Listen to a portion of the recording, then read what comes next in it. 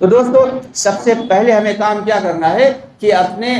گھر کے ماحول کو سدھارنا ہے، اپنے ماحول کو سدھارنا ہے۔ کہتے ہیں کہ دعوت سے کیا ہوتا ہے؟ دعوت سے اندر ایمان بنتا ہے اور باہر ماحول بنتا ہے۔ یہ جو دیکھا ہے لوگوں کو کندھے پہ جو ہے بستر لٹکائے ہوئے اور بیگ لٹکائے ہوئے ٹہل رہے ہیں، اس کا یہ کوئی چھوٹا عمل نہیں ہے، یہ سب سے اعلیٰ عمل ہے، بہت عرفہ عمل ہے۔ اور یہ جو گھومنا پھرنا ہے، یہ جو حرکت ہے، جو نقل حرکت، یہ اللہ تعالیٰ کو بے حد پسند ہے۔ یہ کس لیے ہے؟ کہ اپنے ایمان کو بنانے کی کوشش، اپنے ایمان کو بنانے کی کوشش میں یہ بندہ لگا ہوا ہے۔ اب جب یہ محنت کر رہا ہے، کوشش کر رہا ہے، تو اللہ تعالیٰ اس کے بھی ایمان کو بنائیں گے، اور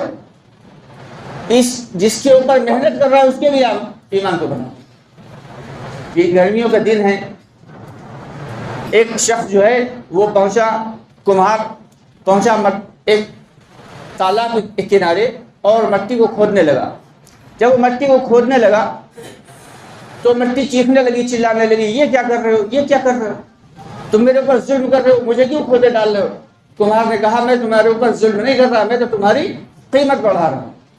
چنانچہ وہ مٹی کو کاٹ کوٹ کر لایا اور پھر اسے پانی ڈال کر اس نے اسے پیروں سے کچلنا شروع کیا۔ اب مٹی اور زیادہ پریشان، تکلیف میں کہ تم یہ کیا کر رہے ہو، تم ابھی تو مجھے کاٹ کوٹ کے لائے، اب تم مجھے جو ہے پیروں سے روند رہے ہو، کچل رہے ہو۔ تو کمہار کہنے لگا کہ نہیں بھائی، میں تو تیری قیمت بڑھا رہا ہوں۔ چنانچہ اس نے جو ہے مٹی کو اچھے سے ملایا، خوب چکنا کیا، پھر اس کو جو ہے اٹھا کے چاک کے اوپر رکھ کے اور گھمایا، اور گھمانے کے بعد جب وہ چاروں طرف چکر کھانے لگا چاک، تو مٹی اور اچھلنے لگی کہ یہ تم نے کیا کیا، ابھی میرے ساتھ ظلم ختم نہیں ہوا تھا، ایک اور پھر دوسرا اور پھر تیسرا، اب تم مجھے نچا رہے ہو، اب تم مجھے اس چاک پہ نچا رہے ہو۔ وہ کہہ رہا نہیں، میں تمہیں تکلیف نہیں دے رہا، میں تو تمہاری عزت بڑھا رہا ہوں، میں تو تمہاری قیمت بڑھا رہا ہوں۔ چنانچہ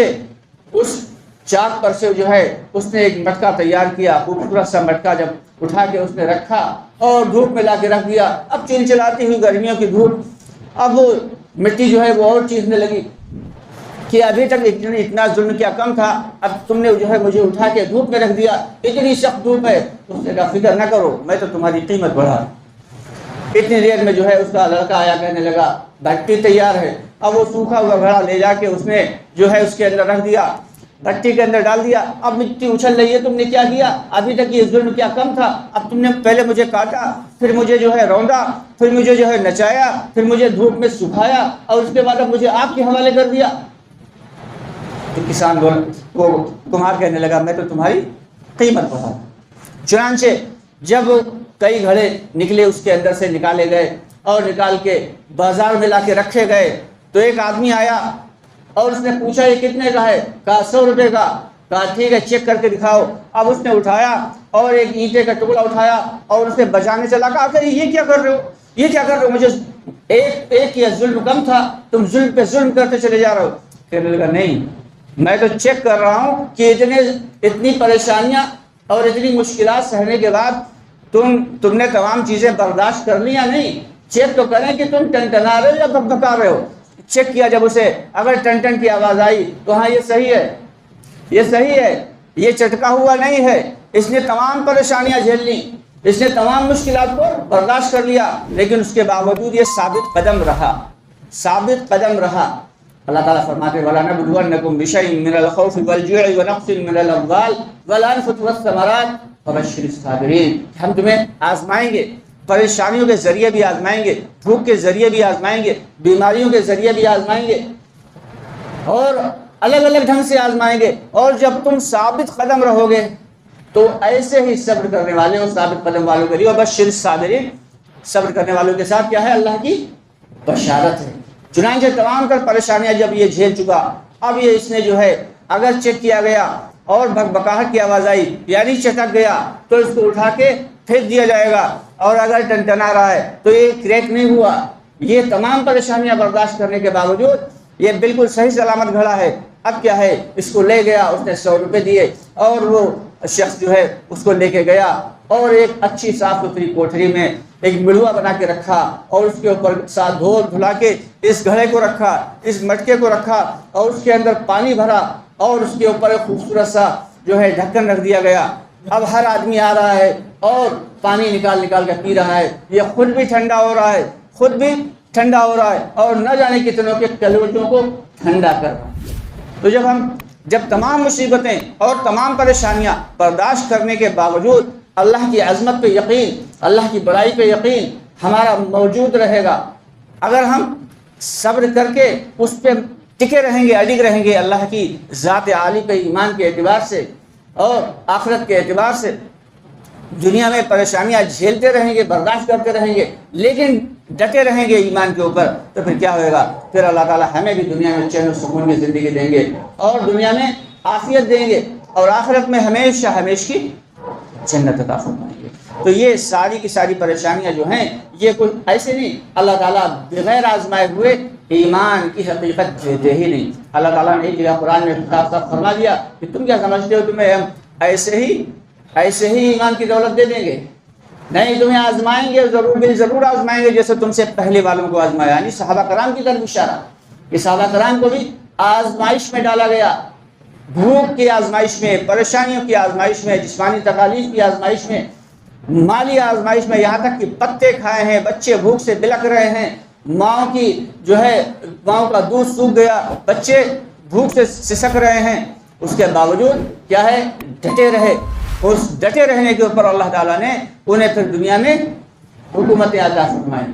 جو حضرت ابو ہریرہ رضی اللہ تعالیٰ عنہ ایک مطلب بڑے قیمتی کپڑا، کتان کا کپڑا، اس سے جو ہے ناک صاف کر رہے ہیں اور اس کے بعد کہہ رہے ہیں اے ہے ابو ہریرہ تیرے کیا جلوے ہیں۔ ایک وہ وقت تھا کہ جب تو بھوک کی وجہ سے نماز کی حالت میں گر کے بے ہوش ہو جاتا تھا، لوگ سمجھتے تھے تجھے مرگی کا دورہ پڑ گیا اور لوگ تجھے جوتا سنگاتے تھے اور لوگ تیری گردن کے اوپر پاؤں رکھ کے اور تیرے علاج کرنے کی کوشش کرتے تھے، لیکن وہ خدا کی قسم وہ دورہ نہیں ہوتا تھا، وہ بھوک کی شدت ہوتی تھی جس کی وجہ سے میں نماز کی حالت میں گر جاتا تھا، نماز پڑھتے پڑھتے گر جاتا تھا، چلتے چلتے گر جاتا تھا بھوک کی شدت کی وجہ سے۔ لیکن آج یہ موقع ہے کہ ہم میں سے ہر شخص کہیں نہ کہیں کا گورنر بنا ہوا ہے، کہیں نہ کہیں کا آفیسر بنا ہوا ہے، کہیں نہ کہیں کا حکمراں بنا ہوا ہے۔ تو یہ اللہ تعالیٰ نے یہ جو ایمان دیا ہے، تو ایمان ملا ہے تو آزمائشیں تو آئیں گی۔ اگر ان آزمائشوں کے اوپر ہم ڈٹے رہے،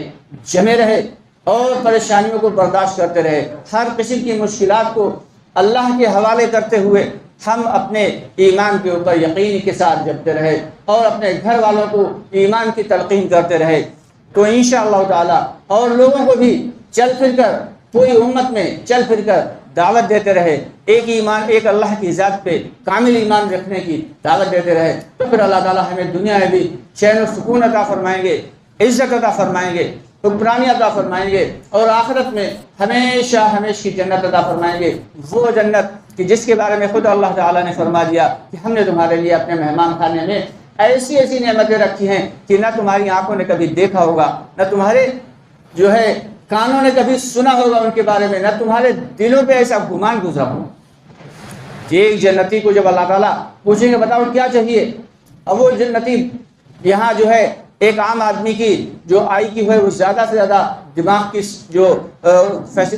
کیفیات ہیں وہ 7% یا 7.5% کھلی ہوتی ہیں، میموری جو ہے ایک انسان کی 7.5% کھلی ہوتی ہے، اور وہاں پہ اللہ تعالیٰ 100% کھول دیں گے اور پھر کہیں گے اب مانگو کیا مانگتے ہو، پھر انسان کہے گا یہ بھی چاہیے وہ بھی چاہیے وہ بھی چاہیے،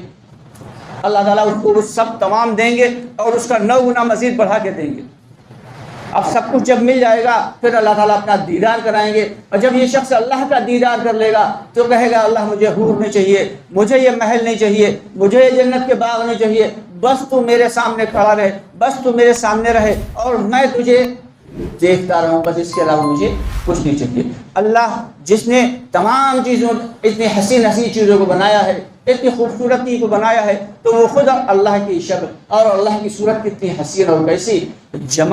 پرجمال ہوئے گی، تو اس لیے اللہ کی رضا اور اللہ کا دیدار حاصل کرنے کے لیے ہمیں دنیا کی پریشانیوں کو کنارے کرتے ہوئے ایک اللہ کی ذات پہ یقین رکھنا ہے۔ اللہ تعالی ہم سب کو کہنے سے زیادہ عمل کی توفیق عطا فرمائے۔